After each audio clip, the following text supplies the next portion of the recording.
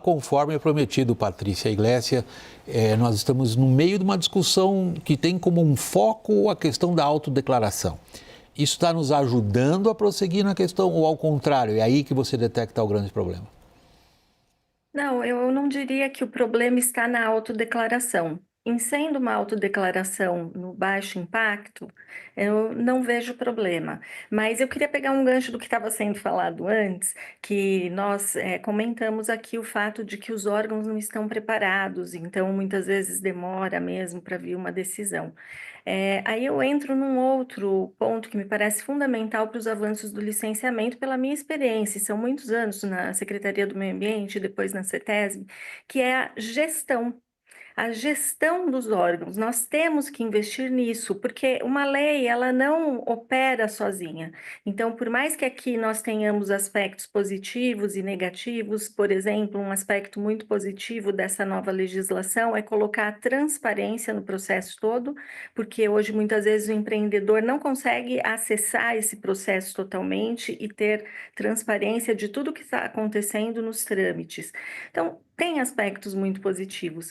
Agora, se nós não investirmos nos órgãos ambientais, na capacitação, na gestão em si, na organização desses órgãos, essa legislação, mesmo trazendo aspectos positivos, não vai fazer milagre.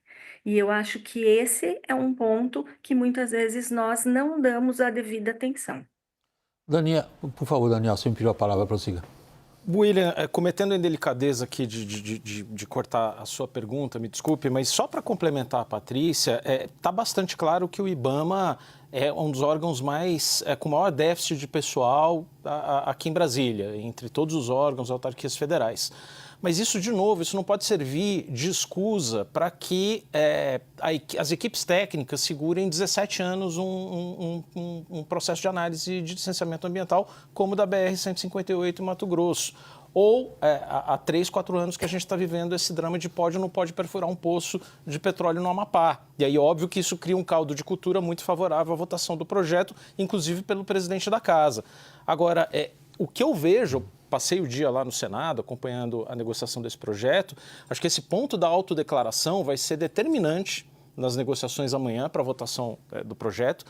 E ali tem um ponto que é o seguinte: vai continuar o rito de licenciamento que a gente conhece, mas com prazos delimitados para os grandes empreendimentos, para uma usina hidrelétrica de Belo Monte, para uma transposição do Rio São Francisco. Isso vai continuar como a gente conhece. A autodeclaração vai funcionar para empreendimentos de pequeno e de médio porte. E está aí uma das grandes discussões no projeto, porque médio porte, a gente está pensando que é posto de gasolina e não é, não.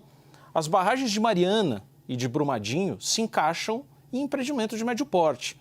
Pequenas centrais hidrelétricas, que também foram muito contestadas, se encaixam em empreendimento de médio porte. Então, esse é o risco a que a gente está submetido se a autodeclaração for feita sem a devida fiscalização a posteriori dos órgãos ambientais. Bom, tem outro aspecto, Daniel, exclusivamente no campo da política, que a gente vem verificando. A gente viu lá atrás na questão do Código Florestal, virou um debate ideológico.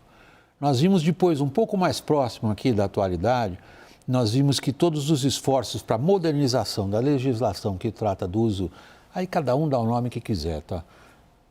Pesticida, defensivo agrícola, agrotóxico, veneno, cada um trata como quiser, nós estamos falando do mesmo processo de proteção do setor, sobretudo de produção de grãos, virou a PL do veneno.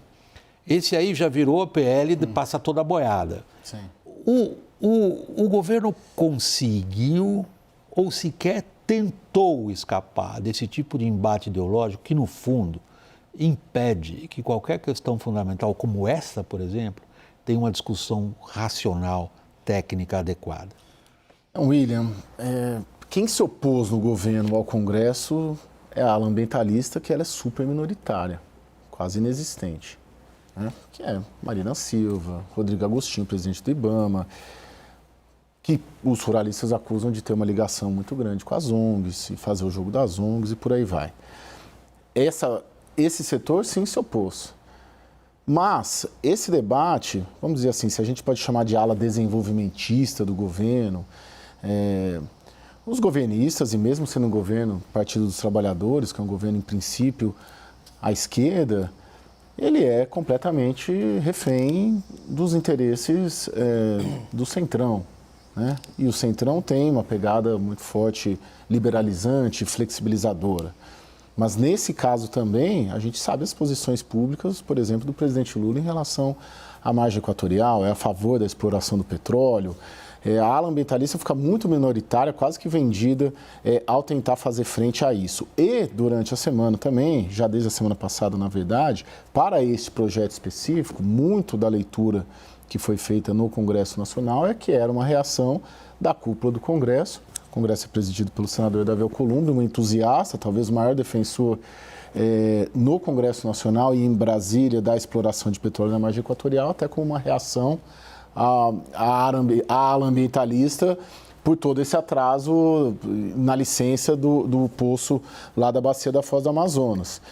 Não iria muito por aí, acho que esse debate se amadureceu dentro do Congresso, um Congresso controlado pelos ruralistas, liderado, a principal bancada é a mais organizada. Mas o governo ficou ou minoritário ou vendido, porque ou ele concorda ou ele é refém do Centrão que tocou essa pauta adiante. Que peso tem as organizações internacionais nesse debate brasileiro, afinal, Lorival? Elas entram no debate brasileiro por meio das ligações que elas têm com correntes políticas ambientalistas que estão presentes nesse governo, que estão presentes no Congresso. Elas influem bastante, elas têm um bom trabalho na opinião pública, né? Elas têm uma ótima aceitação entre jornalistas, né? Principalmente jornalistas ambientalistas e outros, e elas conseguem emplacar na imprensa internacional e também na imprensa brasileira reportagens que criam alarde, criam preocupação e que também acabam influindo sobre o Ministério Público. O Ministério Público, ou de forma direta, com contato direto com as ONGs internacionais, ou muitas vezes com as ONGs nacionais, que são financiadas por ONGs internacionais, ou que têm ligações técnicas, né, de subsídios, de inputs que recebem dessas ONGs internacionais. Essas ONGs têm uma ligação também com jornalistas que, por sua vez, trabalham muitas vezes em parceria com o Ministério Público. Uma reportagem é publicada para que, em seguida, um procurador ou um promotor ofereça uma denúncia, adote uma medida. Então, a imprensa é usada, muitas vezes, para preparar o ambiente informacional para uma medida do Ministério Público, ou uma decisão de um juiz, ou uma operação policial também.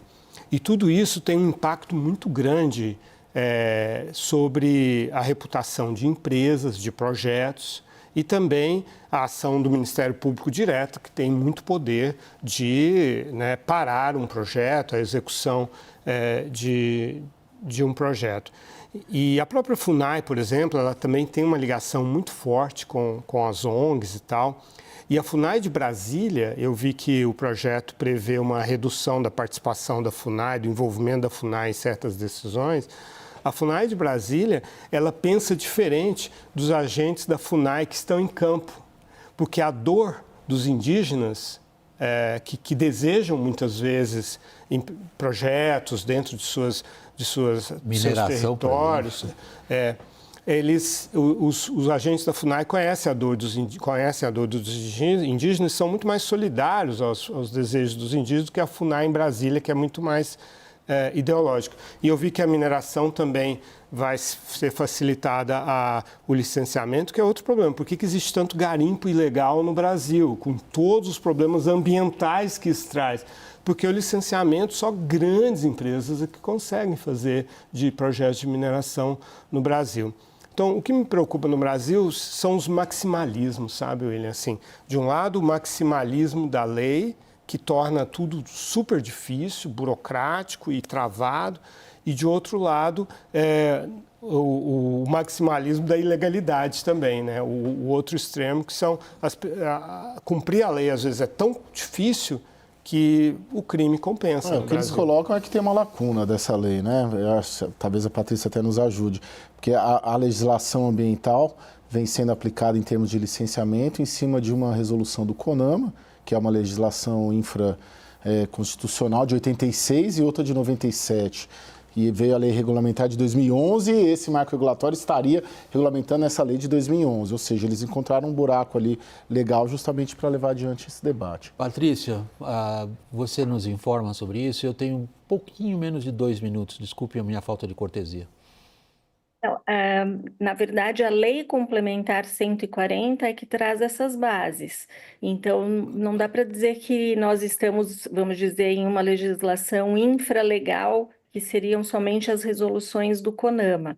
Mas também eu preciso dizer que nós não podemos generalizar em relação a certos posicionamentos, né? O próprio Ministério Público muitas vezes vem na defesa da própria lei, assim como o licenciamento traz uma segurança jurídica para o empreendedor. Então, o que nós precisamos é encontrar um ponto de equilíbrio.